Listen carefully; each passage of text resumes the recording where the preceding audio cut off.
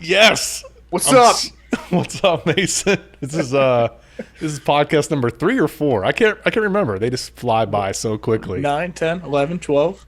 Yeah, whatever. So this is an exciting episode because we are going to be teasing apart some of the Facebook posts. We're mixing it up. No more stories. We got the screen sharing up. If you're listening, we will do our best to describe what is on screen. But we felt like we should take some of the community and push it out into the ether. I love this idea. We'll see how it comes across in the final product. Yeah, that's a good point because if there's just listeners, if I happen to actually upload it to Spotify, then we got to do like theater of the mind where we describe what we're looking at. You know what I mean? We're not the Joe Rogan podcast. We don't have video. We're not that cool yet. Yeah, but a lot of people are audio only listeners. At least on Joe Rogan. I don't know what ours. Okay, but before we get started, let's make sure we have everything recording. Okay, good. I did want to quickly mention, this is on the Facebook group. We also have a LinkedIn event I'm going to be making. But this is our official meetup. It's like the rebooting of the meetups that got canceled because of COVID in 2020. So we're going to have one in Warminster, PA, but it's also a charity project. So we're getting together. We're giving $50,000, up to $50,000 worth of stuff. So like cameras.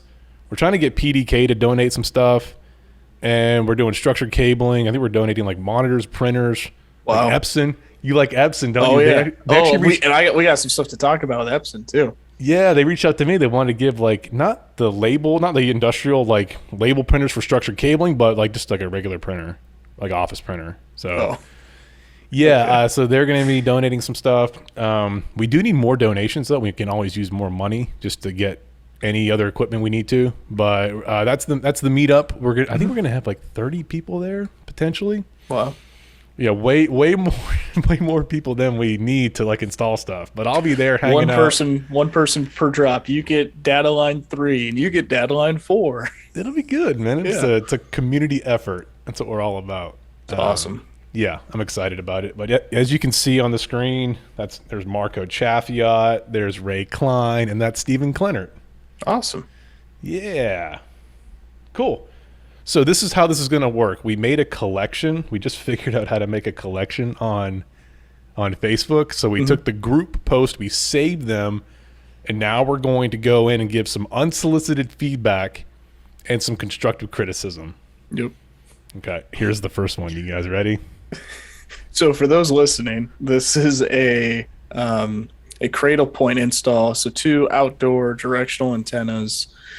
It has a non-pen or non-penetrating mount on the roof with a large service loop on the roof, and then zip tied.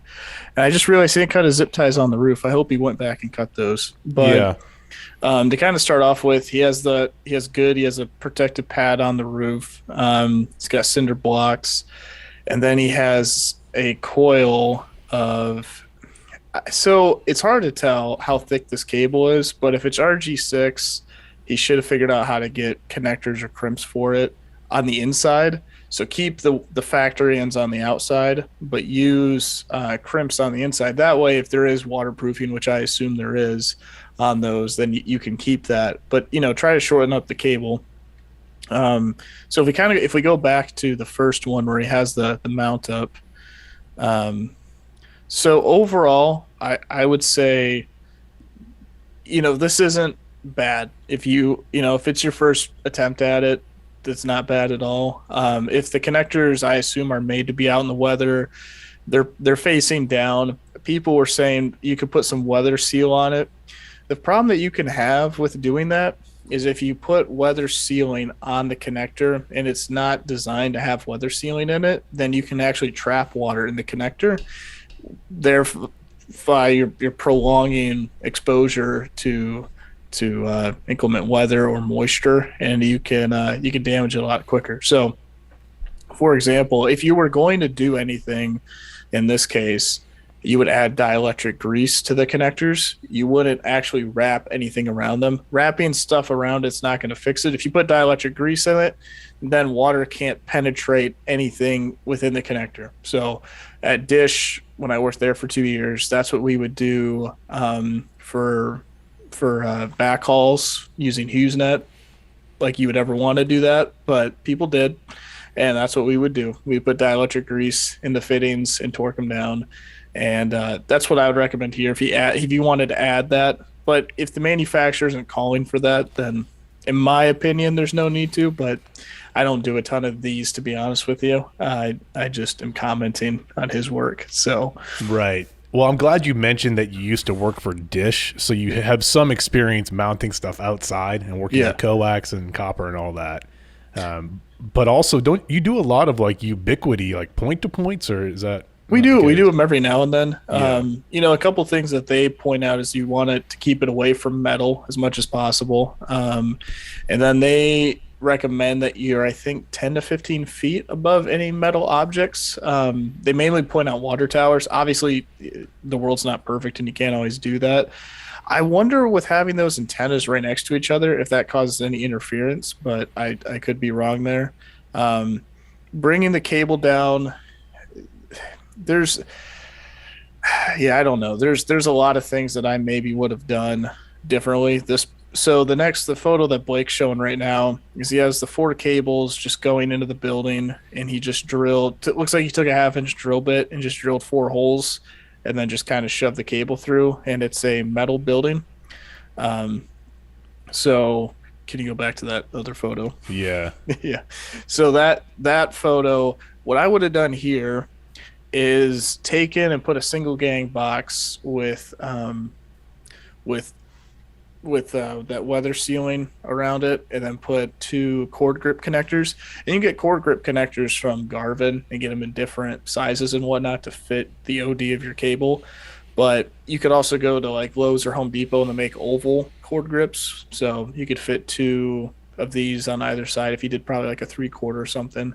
That would honestly be where I would start. You can also use bushings, but bushings are typically only good for 1 to 2 cables. So if you have 4 like this, you'd have to start stacking bushings.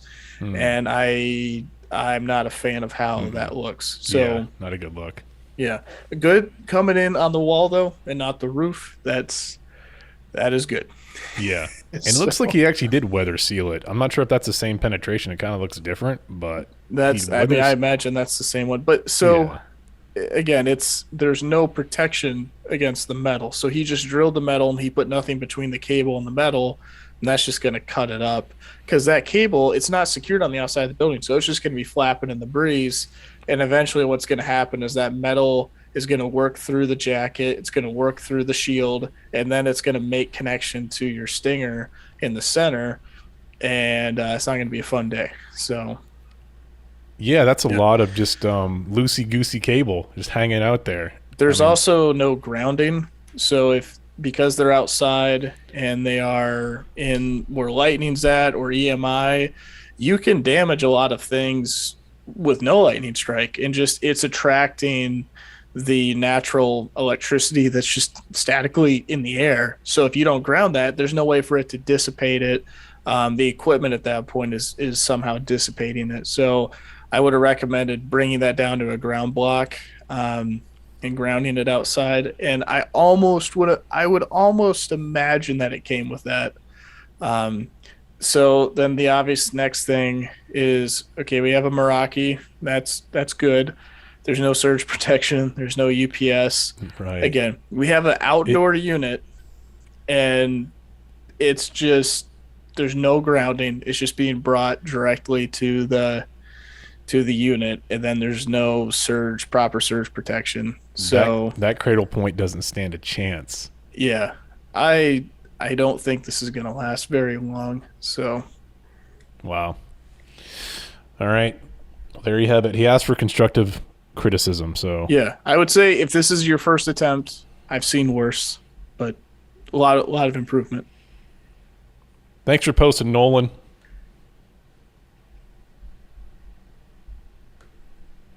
So the next one,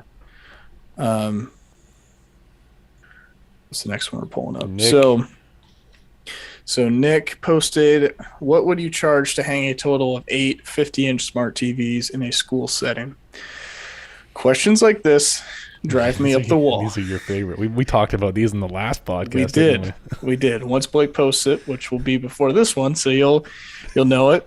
But why this question drives me up the wall is, on the surface, you think, okay, what's wrong with this question? Well, the issue is you're asking people that don't know your business as well as you do what you should charge for something. Like, we don't know if you make 30,000 a year or 100,000 a year. We don't know what your overhead is. We don't know what vehicles you drive and how much your insurance costs you. So to ask us what would you guys charge is kind of a weird question, because if one guy on there says 250 each and another guy says 100 each,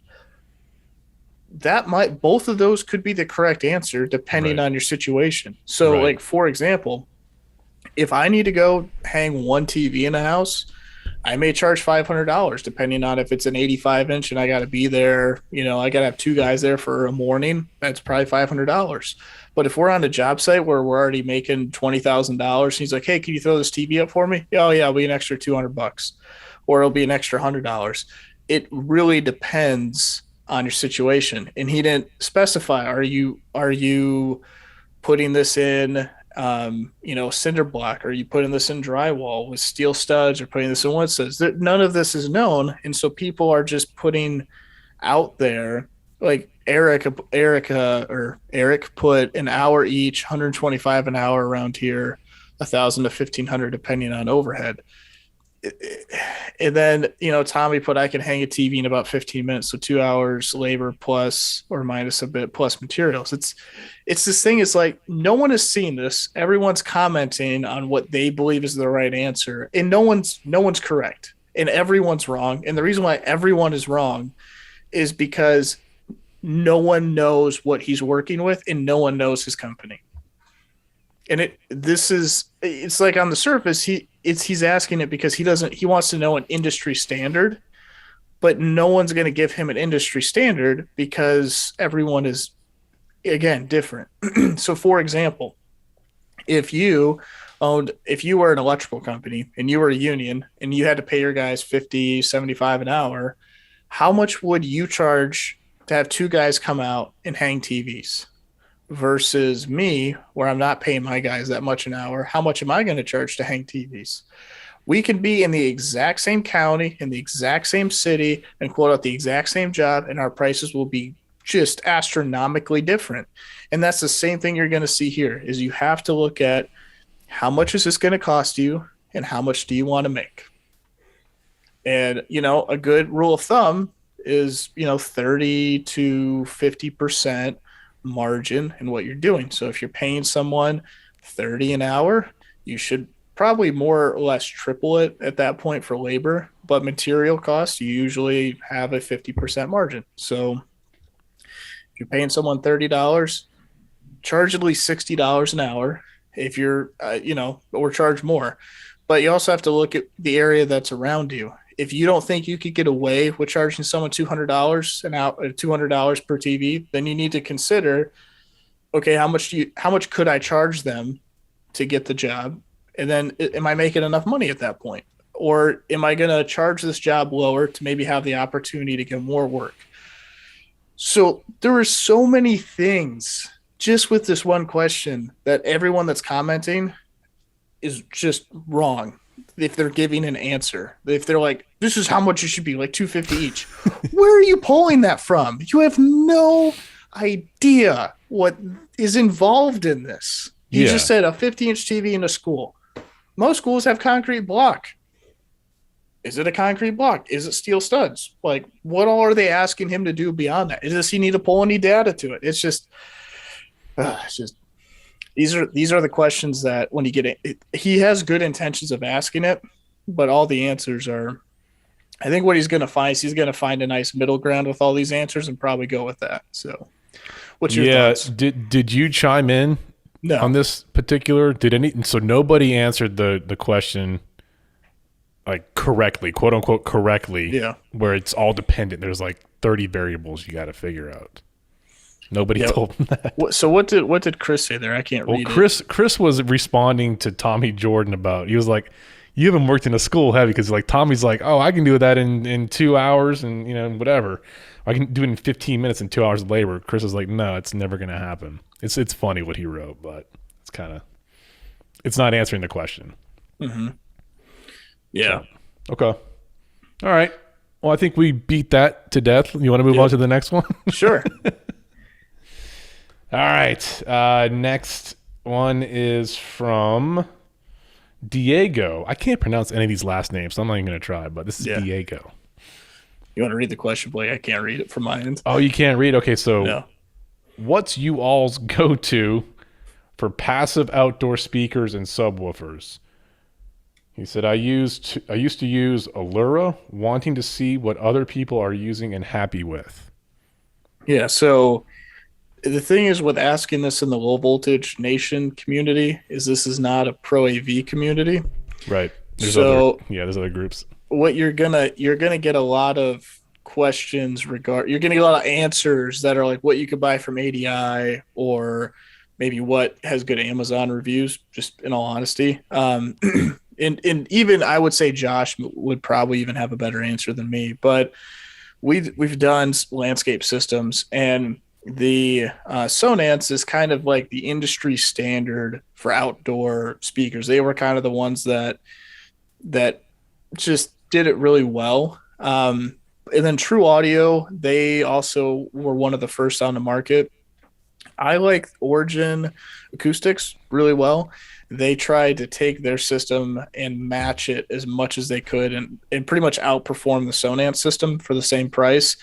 So if you can get set up with Origin Acoustics, that'd be the route I would go. The next step would be probably Snap AV, in all honesty. If you everyone and their dog can get a Snap AV account, and they carry a lot of these audio things where you can get everything, and they have good warranty and they have good support. So you could always go the Snap AV route. It will be a little bit cheaper for the customer, but just understand that usually what I've always found with Snap is they will carry a very wide range of products, but they won't always be the best in every category. So they have everything, but not everything is like great. So their landscape system, it sounds good, it performs well, but the stakes that you get break off sometimes. So you need to buy a couple extra of those plastic stakes versus the Origin Acoustics one, you could shoot out of a tank and into a rock and it would win against the rock.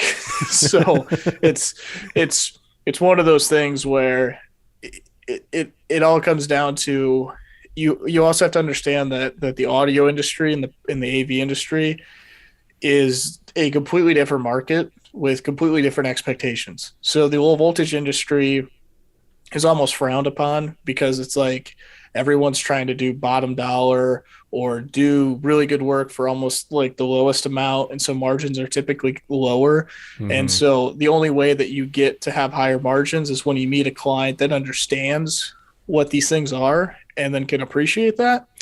Whereas in the pro AV is there are so many smoke and mirrors and like so many buzzwords around things that you can usually put in really good systems, and the expectation is you're going to pay X amount of dollars. If you're going up against someone that is putting in a system that you can just go buy anywhere, then you're not looking at the right systems, in my opinion. You need to be looking at a dealer only chain. And so that can be Sonance. That could be Origin. But if you're not like in the pro AV industry the residential pro AV, you need to probably I'd look at Snap AV because there's going to be a lot of other things that they offer that you'll be able to purchase and install if you're doing mostly low voltage. So that'd be my answer. I have not heard of the other ones on here. Like I've heard of them, but I have no experience with them. So Is it one of those cases where it's like the low voltage people make fun of electricians because they don't know how to do low voltage properly? It's kind of like similar, like the AV people are like, don't touch the AV stuff, LV guys. Is it kind of like that, or? Well, it's weird because there's a big mesh of it, but the AV guys typically, what at least what I've seen is you have a lot of AV guys that don't do a clean job of their AV, but they sell it like they do beautiful work. And then you have the low voltage guys that do really good work, but Yeah. you don't have any clue about how all these parts and pieces work together on the Pro AV side. Like it is comically hilarious, and that's a double, but whatever. Yeah. It is comical. The amount of parts that we'll have for an AV install. We did an AV install. It was $50,000. We had like triple the amount of parts stacked up in the warehouse than we did for a job that was close to $300,000. Yeah. Like it's just the amount of little knickknacks and crap and POs, and that's why people charge more on the Pro AV side. That's why the margins are higher because there is like you just have so many little things. Whereas a cat data drop, is like, okay, this is rinse and repeat over and over and over and over. Right. Whereas the AV industry is more of a, okay, this is a nuance thing here and this is a nuance thing here, and you can create packages and you can insert those packages, but it just takes a lot more time to develop those things because there's Yeah. just a lot. It's always a moving target. I want to do an intercom, I want to do a camera system, I want to do AV, I want to do distributed audio video. You're taking all these different things and combining them. So Yeah. It's complex. All right, moving on to the next topic, next post. Terry posted a photo of a rack before and after. Blake, you want to take this one? Yeah, I can look at the before. This is the before picture, correct? Yeah, and they I'm not just a have one of those little racks. It's like a little patch panel rack where it doesn't have any depth to it, but one side of it hinges, and then it's just a mess. Yeah, I mean the patch cables are like, I don't know, 3 foot or 7 foot patch cables going for a 6 inch run. Yeah, yeah, It's a pretty common before picture where it's just like nobody cares what it looked like. yeah. There's just Well, and the thing that's frustrating, and if we just stay on this for a second, is they're all the same color. So you would presume that they were probably all ran, and they're all the same gray color, and then the ivory color for the patch panel. So you would presume that they were all ran at the same time, and it's just bad. It's just bad. And then we have, it looks like they mounted another cabinet above, but it's a 2U, same little swing out where you can only mount a patch panel in it. And then we have 10-foot green patch cables coming off of it that I presume went to, probably they had a shelf or something below where everything was plugged into. So then Terry ripped it all out and put in, is there a wide shot of this? yeah. So it looks like he did maybe a StarTech rack, and then he has an edge router in there. Yeah, I think you're cropped in on it too much to where I can only see a small portion of it. Oh, But okay. Yeah. Maybe I can reduce the size. I don't know if that helps at all. but yeah, that helps a lot. He has a StarTech rack there with a so okay. I hate the power strip at the bottom. Like I understand the utilityness of it and that is nice, but it just looks like cheap DJ equipment and it bothers the hell out of me. In my opinion, you shouldn't be really turning anything off, but I could see someone's point where they go, well, if I want the customer to reboot it, then they can just flip a switch at the front of the rack. I get it. I just don't like the look of that. It looks like a $30 Amazon special, and I'm not a fan of it. If they were black switches with no light, they weren't red, then I don't know. I'd probably be more okay with it. But what's your thoughts on that? I don't like the looks of it. I mean, I feel like it could easily be just kind of flipped. Yeah, It's not. I don't know. I've never actually seen that on a rack. Well, I don't know. That's just not common in my opinion. I don't know. yeah. I mean, typically we'll put in like a Furman PDU where it has one master power switch. Um, and those are nice if you need to have like just hey we want to power cycle the whole system, but that's kind of last effort. What do you think of the rack? Do they call those rack studs? So he Or mentions, so he says, one guy asked him, Vlad asked, what's up with the rack screws? And then, what are they? I've seen and they're not rack studs, and I said on the tip of my it's a tongue. patch box /dev mounts. Yeah, I yep, saw Terry post a while ago about these things and he loves yeah. them and he did like a demo video. Hmm. I feel like they're just kind of like unnecessary, but The guys that are in that company, they make a patch panel where it's like you could pull the patch cable out. Have you seen that? is that the same company? Same company, Patchbox? yeah. Yeah, Yeah. Patchbox, yeah. I see Instagram ads for it and I think it's a pretty stupid gimmick. I would agree with that. It's like just organize your stuff maybe a little bit better or put Velcro on it. It seems like we're finding a solution to a problem that just takes some time and organization. But what Right. do I know? It's only what I do for a living. Um, I so I can see the appeal of them kind of, but now that I'm looking at it, so like how are you supposed to get a driver in there between those two rack studs? Like aren't those too close to get a quarter-inch nut driver on that? Or I would almost imagine they are. Maybe they're finger tight. I don't know, Yeah. man. Yeah. I don't know. I'm not a I like black rack screws. We use the middle Atlantic ones. I like those more. I could see the appeal of this because maybe it's grabbing. If you look at the backside is a bolt that comes through, and then you're basically just putting a nut on the other side of it. And so I could see the appeal of it, but I really don't feel like it's. I don't know. I feel like you could just use click nuts just as easy. Yeah, so we have a video pulled up where he's showing that those click in easier. Like I Yeah. said, I see the appeal of it, but I feel like I would probably go with Chatsworth click nuts over Yeah. that solution. All day long. I mean, Yeah. the problem's already kind of been solved. I mean, it has been solved. We have a standard. We use rack screws Mhm.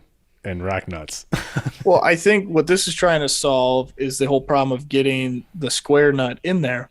But what happens when you have more than a 1U? Like now you're having to buy a 2U bracket and then a 3U bracket, but then 3U stuff is usually spaced a lot differently depending on the application. So, am I going to stock this in my van? If I'm only putting switches in, then maybe, but still it seems like what I feel like has happened here is if you buy a quality cage nut and screw like the Middle Atlantic, they click in every time without issue. Like they just. But if you go buy the cheap nav point piece of junk eBay $5 like free shipping, they are going to be a total pain in the butt. Same thing if you go buy a Chatsworth rack, it's going to be nice. It's all going to click together. You go buy a hinge nav point rack, that thing's going to fall off the wall. You get too much weight on it, and it's not going to line up. You have to lift the bottom of it and swing it in. It's just. I know Nav Point is a sponsor, but it is true.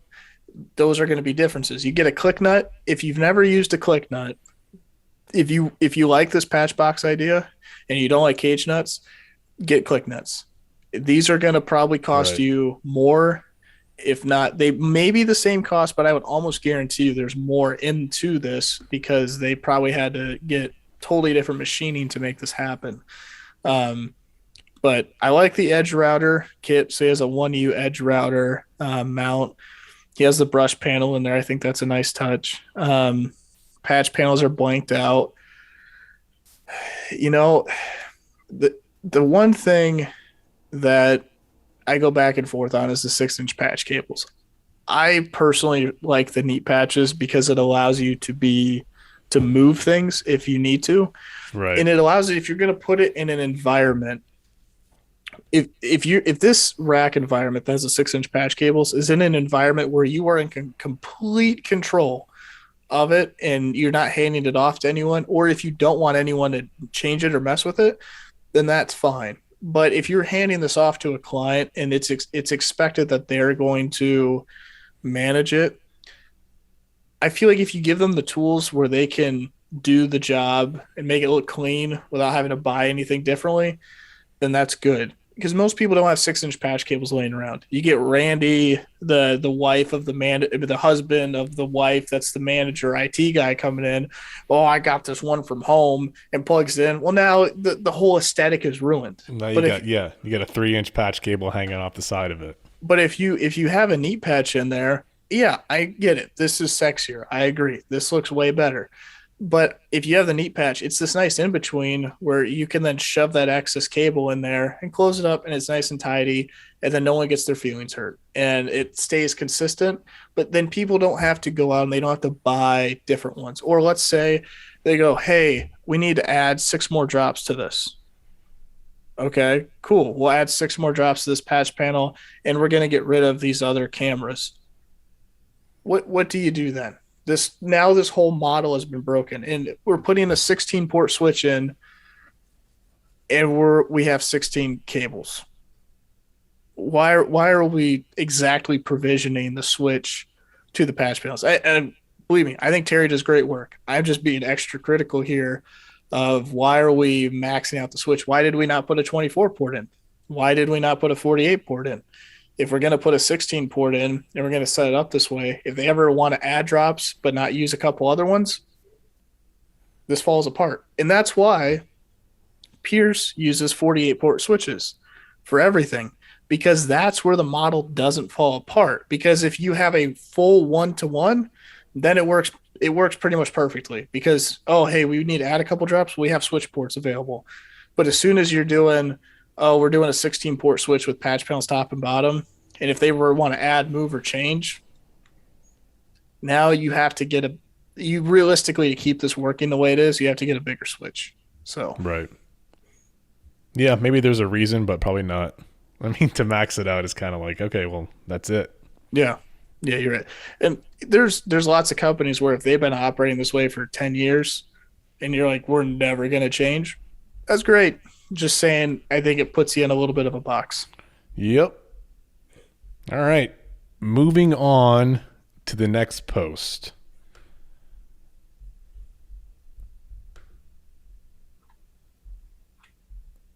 This one says, there's no space for an IDF. It's from Rob. It's from Rob. And it says, this says, there's no space for an IDF. And he goes, hold my beer. So that means he's going to make it work. Really, Blake? Is that what that means? Yeah. But sometimes it means like, hold my beer, and then like they do a shitty job. Yeah. And that's kind of the joke. But he's like, hold my beer. I'll show you how it's done. I think he did it. I think he did a good job. I don't know exactly what he had to work with. Like if that mount was there and this was the plan all along. But I mean, I think he did a pretty dang good job. It's he made it work. So what he did is there's a fence behind it, and there's a little concrete post, another concrete pad, and he basically created a little lattice structure using Unistrut, and then he put a board on it. If this is outside, I would be a little concerned. I can't tell if that's plywood or not, but that'd be the only thing that I'd be concerned about. But maybe it's in the desert and it's outside, and that's never going to be a problem. But it kind of it looks outdoors. It looks outdoors. So what does he mount on the plywood? He doesn't have a picture of anything mounted on it. It's just before plywood and then after plywood and Unistrut. But I'd say he did a good job for like making a platform to mount to out of nothing. That looks pretty good to me. So Rob, what kind of beer did you drink? Yeah. You got to share that with us so we can do just as good a job as you. Yeah, Rob. I don't want to get the wrong beer because then it'll go sideways. Literally. I don't think there's anything else to talk about that one. I mean, that's it. No, that's it. I thought he had a cabinet in it, but I guess not. Thanks, Rob. Good job, Thanks Rob. for getting that plywood up. Yeah.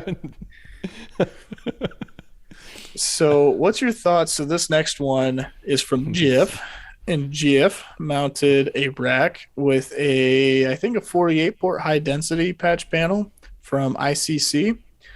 before I go into it, what are your thoughts, Blake? I'm what's up with the kind of blanking out? Are those blankouts or what are those? I can't really. Those are where you're supposed to put your labels for your patch panel.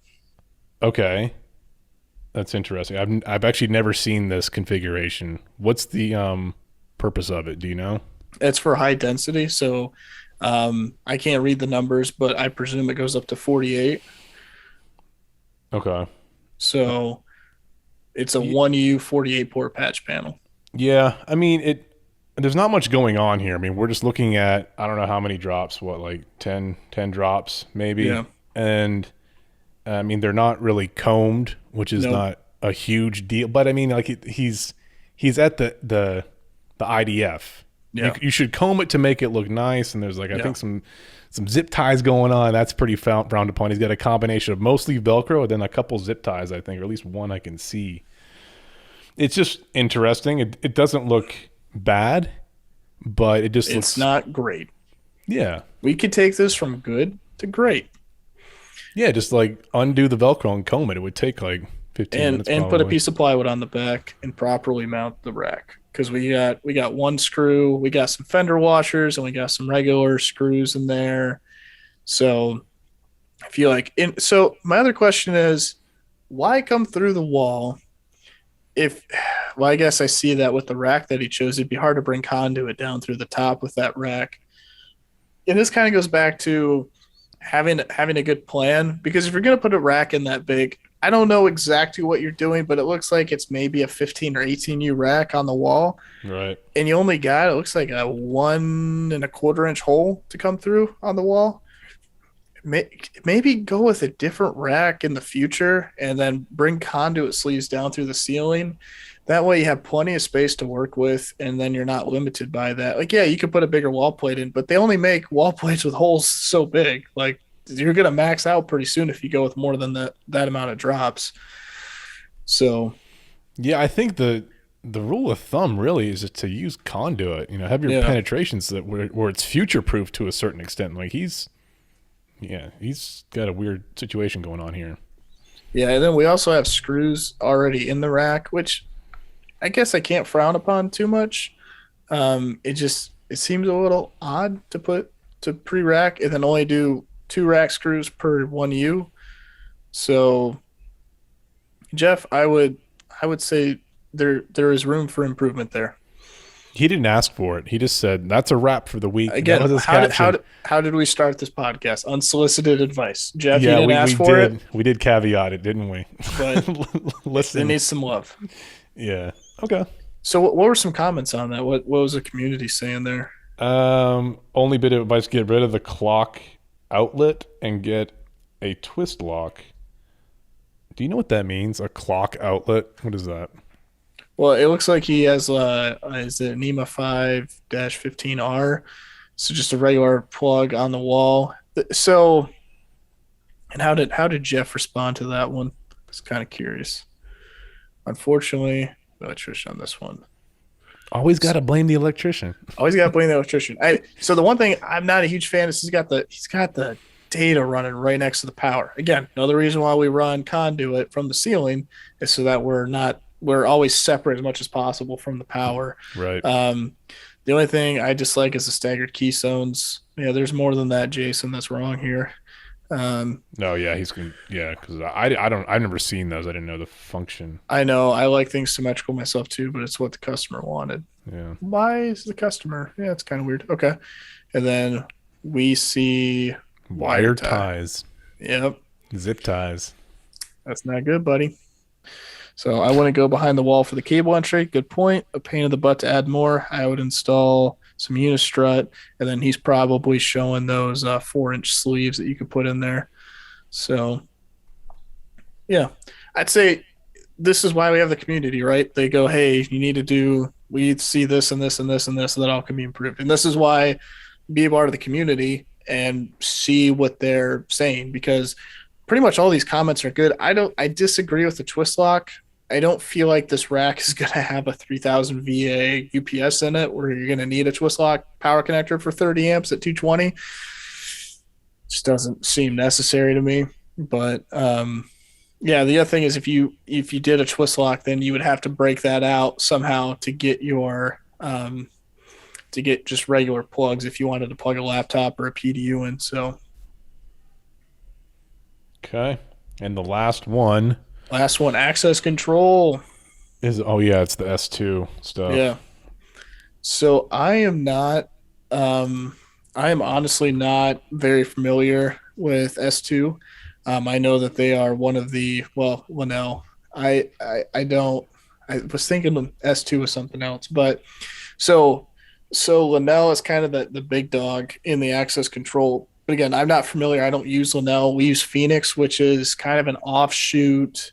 It was designed by guys from Linnell. So um, Okay. I would say, just looking at it, the install doesn't look too bad. I find it a little odd that we're not doing like a life safety power panel. Again, I'm not familiar with Linnell, so I don't know if this is just how you have to do it. But I would I would wonder why you couldn't put in like a life safety power panel and wire it all back to that, because it's all mercury panels from my understanding. So Yeah, and that you wouldn't need the electronics power with yeah, an LSP. You could just put a big old LSP right there yeah, and take all their stuff out. There's not really much going on here because we can't see inside these boxes, yeah, the yeah. enclosures. As for an install goes, it looks very clean. Besides the power cord coming out that one and getting stapled to the wall, but you almost got to wonder how much of a pain is it to get, because obviously those electronics boxes have power coming from them to feed either the locks or the net boxes. So how is that all getting routed? Like, yeah, it looks clean. It looks really clean, but It's behind the wall. how is it serviceable? So I wonder, and it doesn't look like, unless they got really nice plywood, it doesn't look like any of that's mounted on plywood. Again, it's one of those things where, does this look clean? Yeah, it looks clean. And I can't say it doesn't look good. It doesn't look clean besides the power outlet and the cable coming out the side. But from a serviceability standpoint and just an overall system design, I feel like you could make this look. And then again, you look at the ceiling; it is hard rock ceiling there. I don't know. It's one of those things where I think maybe in this case he was pushed up against a rock in a hard place, and he was just trying to work with what he has there. Again, I don't know the full scope of it, but generally speaking, we would mount everything on plywood, and we would have conduits, and that way it's serviceable for a commercial environment, and we can mount all the cabinets wherever we want, and we're not getting dictated by where studs are at. But again, I don't know this install, so this might have been the cleanest and best and easiest way to go about it. Um, yeah, I just thought it was interesting that why are we still using electronics boxes? Why are we not putting all this in one cabinet? That's my only question. What did the community post on this?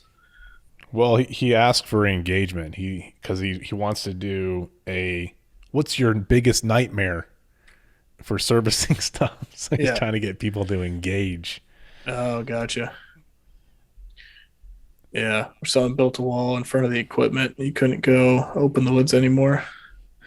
So Then now we people are got it. posting photos. Oh, Yeah. that's a Brevo panel. Looks like. Holy cow, that's a disaster and a half. Yeah, it's just a Brevo panel with like spaghetti coming out of it. One nightmare was this one. And if you're watching this, this is a perfect example of like how a lot of access control systems are installed. These, unfortunately, is just cap panels and panels and Most of them. panels with, Most installs look like that, yeah, unfortunately. yeah. It's really unfortunate. So did you mount those S2 panels like that? What was your reason for it? Just curious. He said the panels were Panels, mounted for me when I came on site. I still haven't figured out why they did that. It's almost as if they did it themselves. yeah. How can I mount this to look good but be the most inconvenient in the future? What did I Uh, say? What did so I yeah, say? so same kind of complaint. Yeah, Sounds about right. yeah,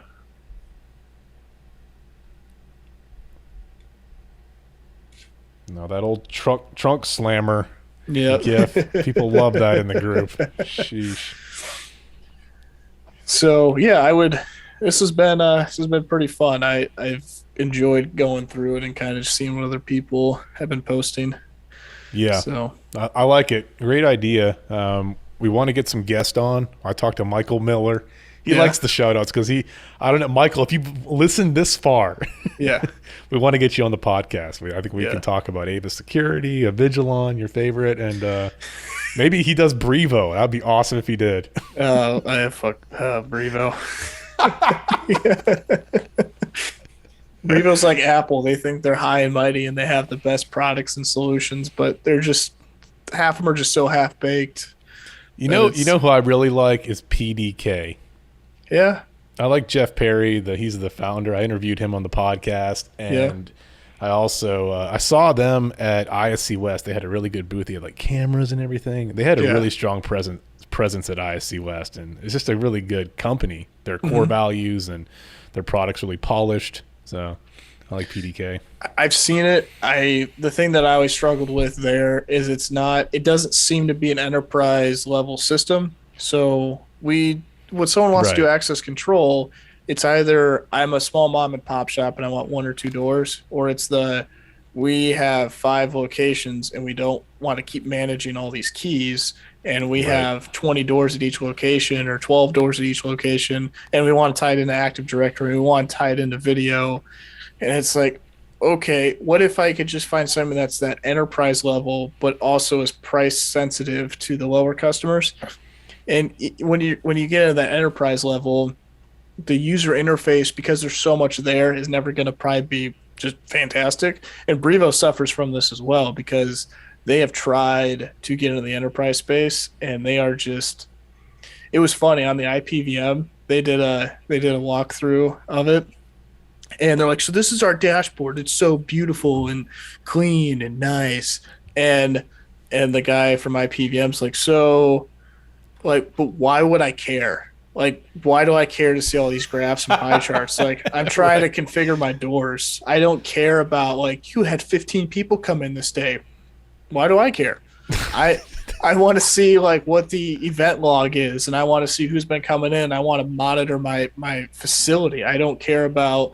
It's kind of like Ubiquity. They're like, you log in and it's like, oh, look at all these fancy graphs, and then when you actually look at it, you're like, why is this here? Because this Right. doesn't do anything for me. If I have a problem, they'll be like, you had 16 anomalies today. Cool. What? How am I going to resolve that? Oh, Yeah. I don't know. It's just Is- this thing just stopped working. Yeah, is the light green or not? And Yeah. like, you know that thing they have where you could put your phone up to it? You know what I'm talking about? Yeah. It's like, why did they spend so much time and money on that? It's like maybe just there's so many other things you could fix. Right. Why are we putting resources like maybe technical support? You could focus on that, or like getting your products to market and then keeping them on the shelves. It's like Technical support. You're Oh my talking gosh. crazy. What do you? it's like, you look at Arachnus, they can keep stock of items. Cisco can keep stock, but Ubiquity is always just falling flat on their face. It's like, how many employees do you have to have, but clearly have such a mismanaged company that you can't keep inventory on the shelves? Like, you just so Yeah.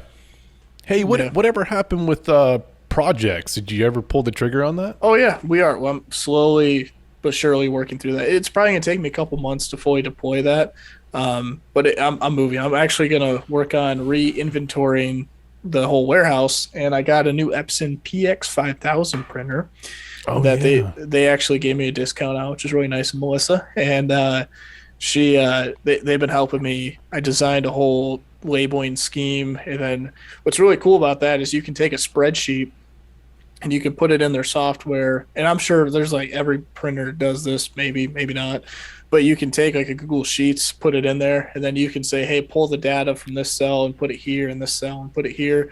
Then it just prints out your labels for you. So what's cool is I'm building an inventory spreadsheet that I can then import into projects, but then I will also import into the Epson labeling system. I just sit here and print off labels, and then it does the printer I got prints bulk labels, so I can buy, I think it's 178-foot rolls of labels for like $98 and 2-inch wide, and just print those suckers out and label the whole place and make them custom links and put barcodes on them and QR codes. And yeah, Wow. yeah. That sounds complicated. Like, I hope you train somebody how to do this. Because, like, Working if on you it. die, like, what happens? Like, nobody's going to know what the fuck is going on. It just falls all apart. That's what happens. Always be training. Always be training. Yeah, always be closing, right? All right. I got to go. I got to make some dinner.